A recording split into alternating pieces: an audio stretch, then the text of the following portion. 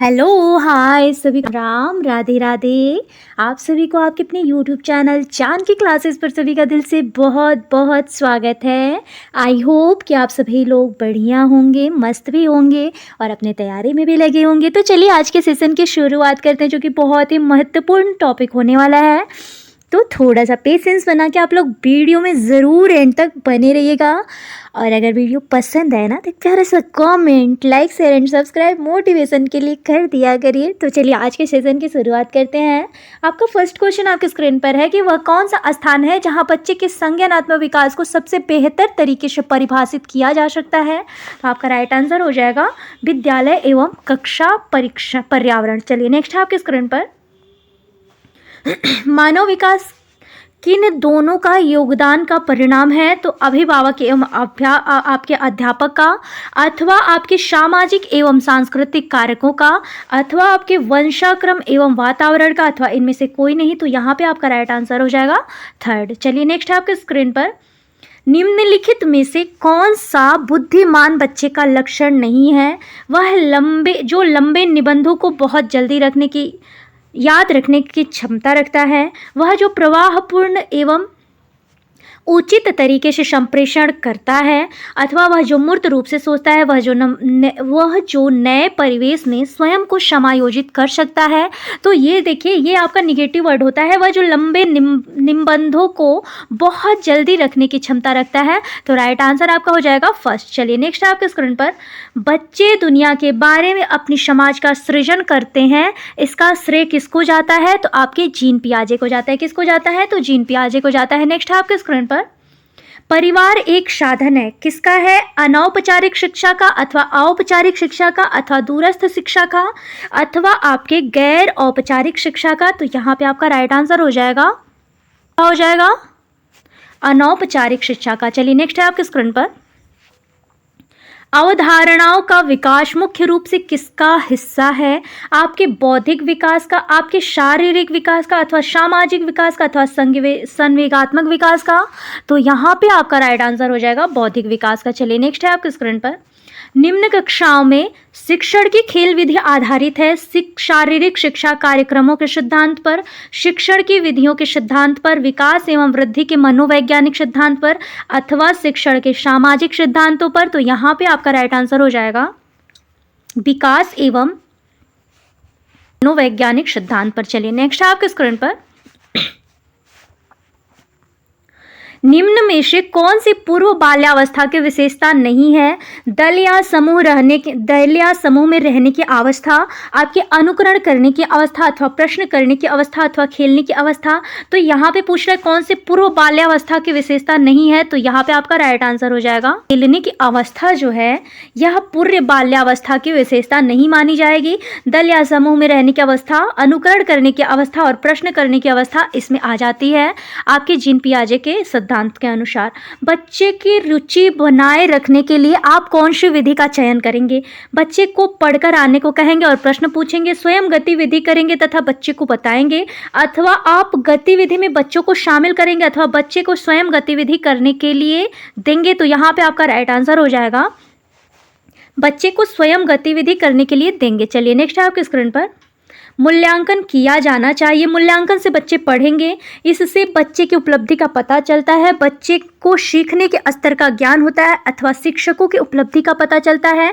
तो यहाँ पे जो है, यहाँ पे आपका राइट आंसर हो जाएगा बच्चे के सीखने के स्तर का ज्ञान होता है। मूल्यांकन किया जाना चाहिए आपके बच्चे के सीखने का स्तर ज्ञान। चलिए नेक्स्ट है आपके स्क्रीन पर, परामर्श का उद्देश्य है बच्चे को समझना, बच्चे की कमियों के कारण का पता लगाना, अथवा बच्चे के समायोजन में सहायता प्रदान करना, अथवा उपरोक्त सभी। तो यहाँ पे आपका परामर्श का उद्देश्य है उपरोक्त सभी, बच्चों को समझना, बच्चों की कमियों का कारण का पता लगाना, बच्चे को समायोजन में सहायता प्रदान करना, उपरोक्त सभी। तो यहाँ पे आपका राइट आंसर हो जाएगा उपरोक्त सभी।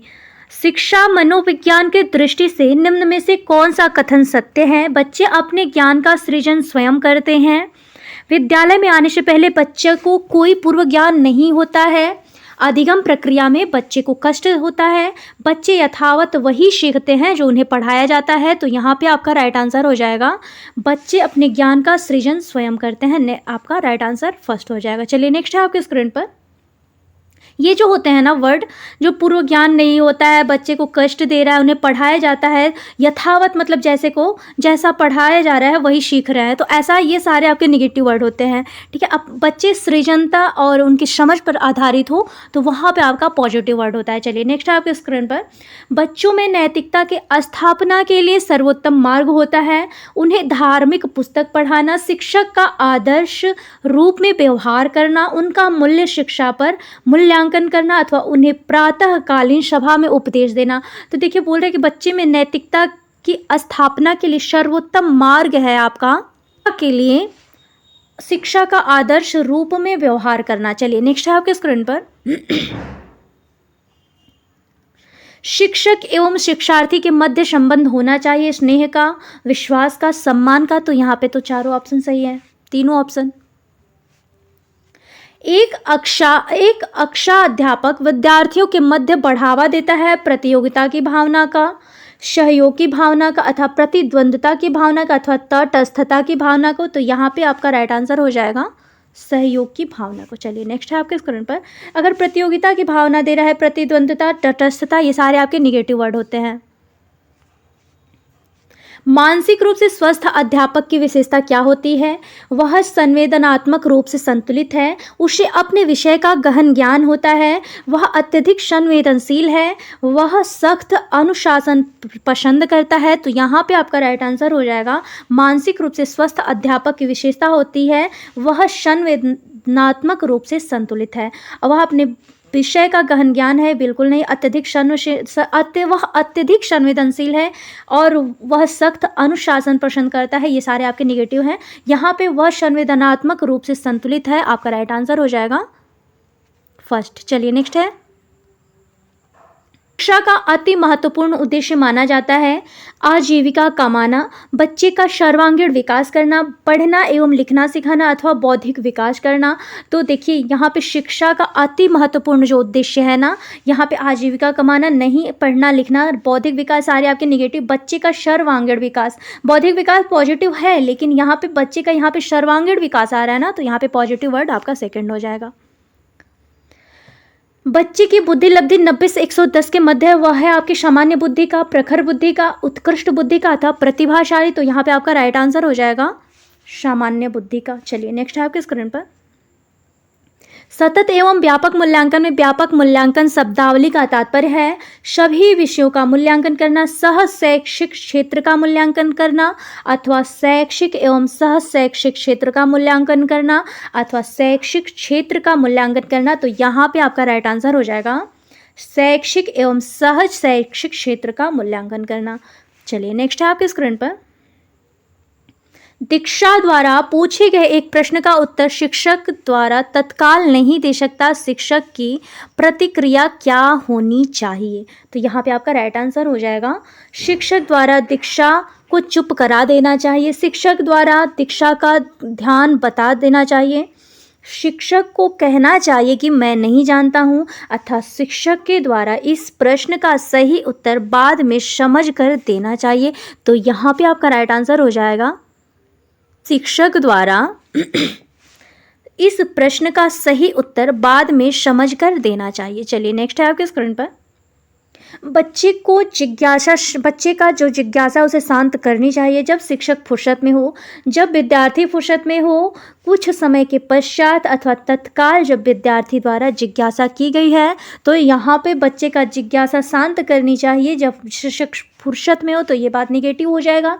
जब विद्यार्थी फुर्सत में हो ये बात भी नहीं, कुछ समय के पश्चात ये सारे निगेटिव हो। तत्काल जब विद्यार्थी द्वारा जिज्ञासा की गई है तो आपको जिज्ञासा तुरंत शांत करना चाहिए। चलिए नेक्स्ट आपके स्क्रीन पर, आप अनपढ़ माता पिता के बच्चों को अंग्रेजी सिखाना चाहते हैं तो कैसे सिखाएंगे? आप बच्चे से अंग्रेजी में बात करेंगे, आप बच्चे को अंग्रेजी में बोलने के लिए बाध्य करेंगे अथवा आप बच्चे की मातृभाषा में बोलने से रोकेंगे अथवा आप उसे मातृभाषा की सहायता से अंग्रेजी सिखाने का प्रयास करेंगे। तो ये सारे आपके नेगेटिव हो गए। क्यों? क्योंकि आप बच्चे से अंग्रेजी में बात करेंगे, अगर डायरेक्ट बात करेंगे तो बच्चा कैसे सीखेगा?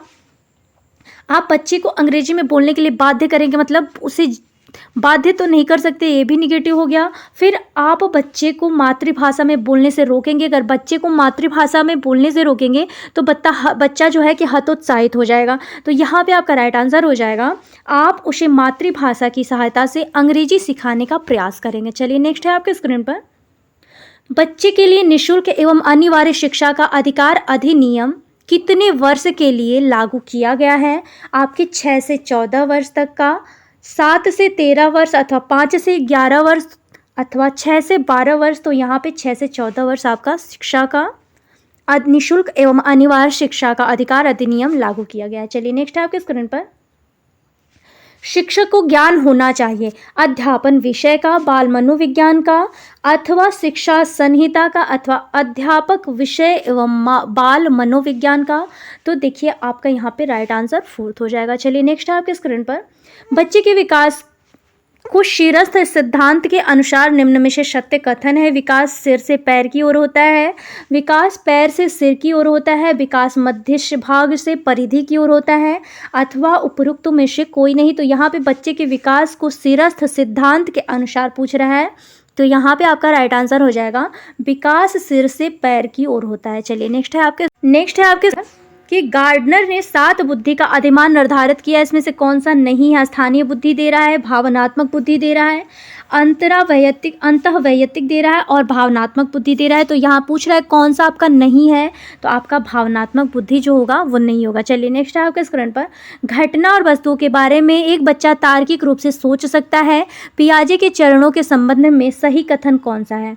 सेंसरी मोटर स्टेज आपका, आरंभिक संचालन प्रक्रिया, मूर्त संचालन प्रक्रिया, अथवा औपचारिक संचालन प्रक्रिया।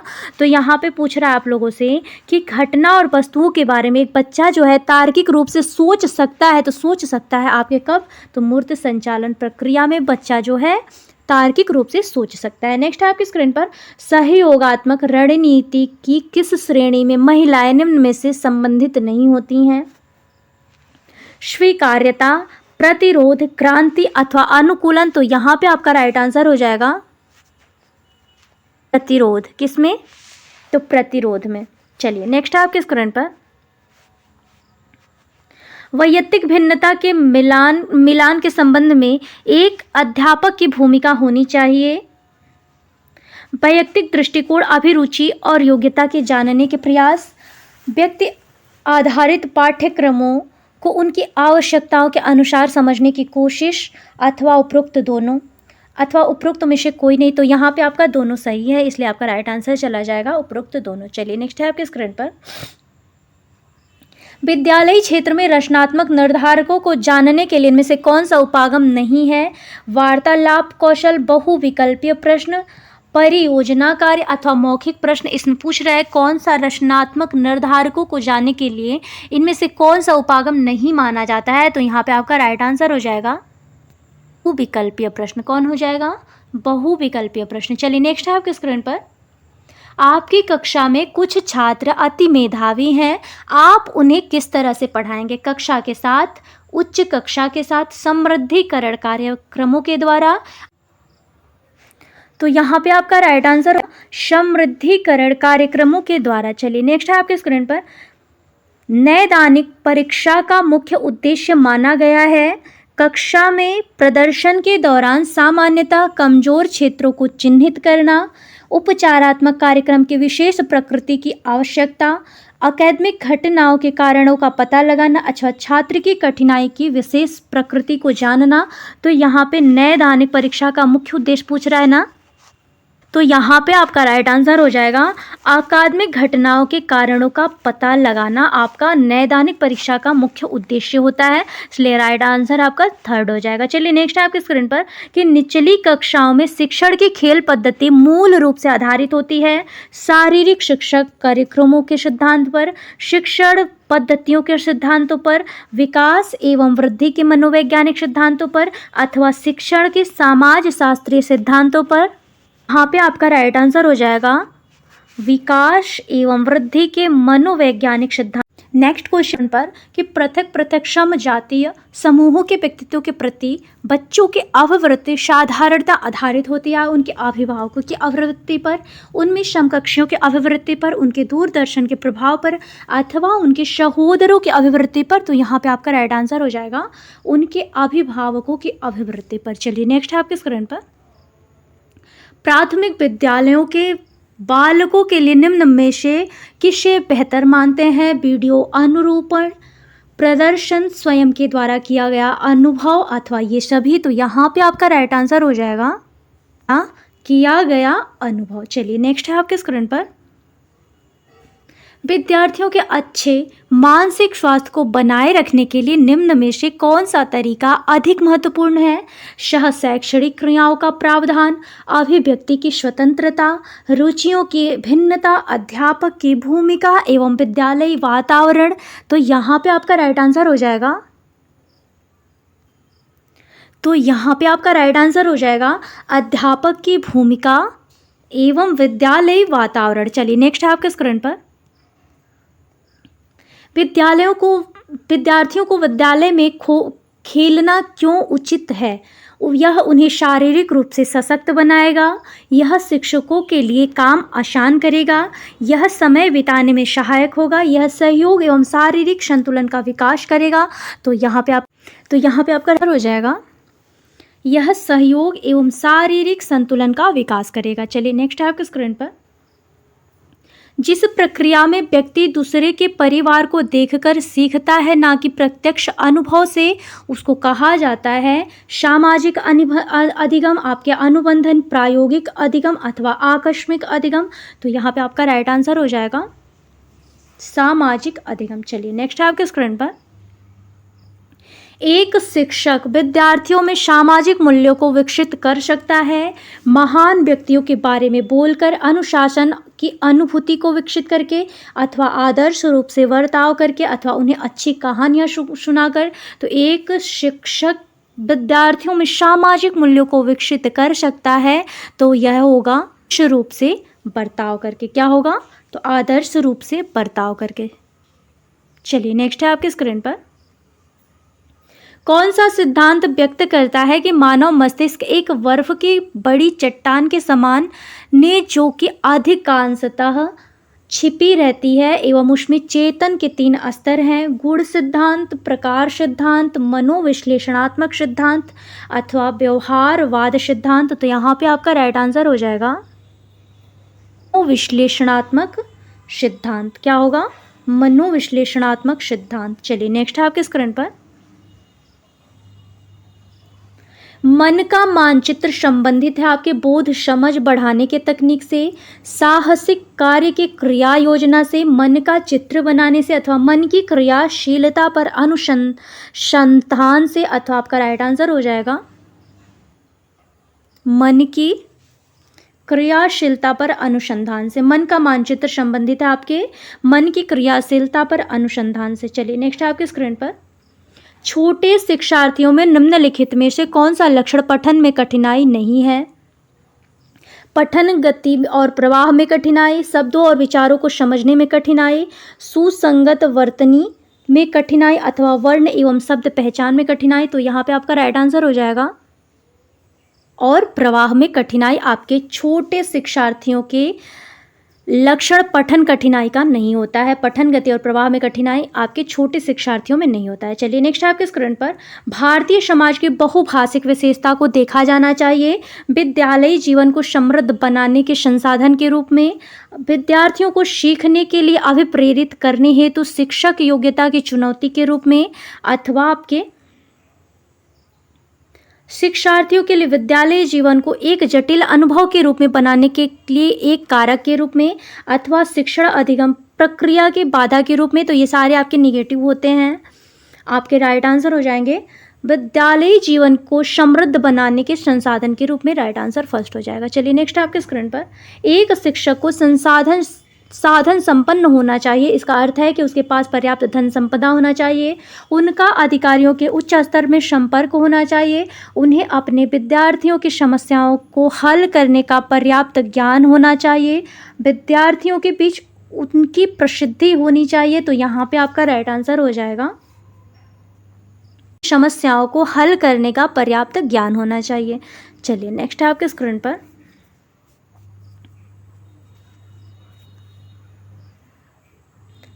व्यक्तिगत शिक्षार्थी एक दूसरे से किसमें भिन्न होते हैं? विकास की दर में, विकास क्रम में, विकास की सामान्य क्षमता में, अथवा वृद्धि एवं विकास के सिद्धांतों में। तो यहाँ पे आपका राइट आंसर हो जाएगा किसमें? तो विकास की दर में। चलिए नेक्स्ट है आपके स्क्रीन पर, सतत एवं व्यापक मूल्यांकन में व्यापक मूल्यांकन शब्दावली का तात्पर्य है आपके सभी विषयों का मूल्यांकन, सह शैक्षिक क्षेत्र का मूल्यांकन, शैक्षिक एवं सह शैक्षिक क्षेत्रों का मूल्यांकन। तो अभी ये क्वेश्चन आप लोग एक बार और देख चुके हैं। चलिए क्या हो जाएगा आपका? शैक्षिक, सह शैक्षिक एवं सह शैक्षिक क्षेत्र का मूल्यांकन। चलिए नेक्स्ट है आपकी स्क्रीन पर, मूल्यांकन का उद्देश्य होता है बालकों को धीमी गति से सिखाने वाले एवं प्रतिभाशाली बच्चों के रूप में लेबल करना। जिन बालकों को उपचारात्मक शिक्षक की आवश्यकता है उनकी पहचान करना, अथवा अधिगम की कठिनाई एवं समस्याओं वाले क्षेत्रों का पता लगाना, अथवा उत्पादक जीवन जीने के लिए शिक्षा किसी सीमा तक तैयार कर पाई है को पुष्टि पोषण प्रदान करना। तो यहाँ पे आपका राइट आंसर हो जाएगा उत्पादक जीवन जीने के लिए शिक्षा किस सीमा तक तैयार कर पाई है, पुष्टि पोषण प्रदान करना आवश्यक होता है। चलिए नेक्स्ट है आपके स्क्रीन पर, कक्षा में विद्यार्थियों की रुचि बनाए रखने के लिए एक शिक्षक को उचित है कि श्यामपट्ट का प्रयोग करना, चर्चा करना, कहानी सुनाना अथवा प्रश्न पूछना। तो यहाँ पे आपका राइट आंसर हो जाएगा प्रश्न पूछना। चलिए नेक्स्ट है आपके स्क्रीन पर, दबाव को कम करने एवं परीक्षाओं में सफलता के लिए आवश्यक है कम अवधि की परीक्षाओं में अंतरण, विद्यालय शिक्षा के विभिन्न चरणों में परीक्षा का आयोजन, वार्षिक एवं अर्धवार्षिक परीक्षाएं अथवा विभिन्न प्रवेश परीक्षाओं के लिए विभिन्न एजेंसियों की स्थापना, परीक्षाओं में अंतरण। चलिए नेक्स्ट है आपके स्क्रीन पर, विवेचनात्मक शिक्षा शास्त्र का यह दृढ़ विषय है कि एक शिक्षक को हमेशा कक्ष के अनुदेशन का नेतृत्व करना चाहिए। शिक्षार्थियों को स्वतंत्र रूप से तर्क नहीं करनी चाहिए। बच्चे स्कूल से बाहर क्या सीखते हैं या अप्रासंगिक है अथवा शिक्षार्थियों के अनुभव और प्रत्यक्षण महत्वपूर्ण होते हैं। तो यहाँ पे विवेचनात्मक शिक्षा शास्त्र की बात कर रहा है। तो यहाँ पे आपका राइट आंसर हो जाएगा शिक्षार्थियों के अनुभव और प्रत्यक्षण महत्वपूर्ण होते हैं। तो चलिए आज का सेशन यहीं पर समाप्त करते हैं। आई होप कि आप सबको क्लास बढ़िया लगे। अगर बढ़िया लगे तो एक प्यारा सा comment, like, share and subscribe motivation के लिए जरूर करिएगा। मिलते हैं सभी को नेक्स्ट वीडियो में, तब तक के लिए सभी को मेरा राम राम, राधे राधे।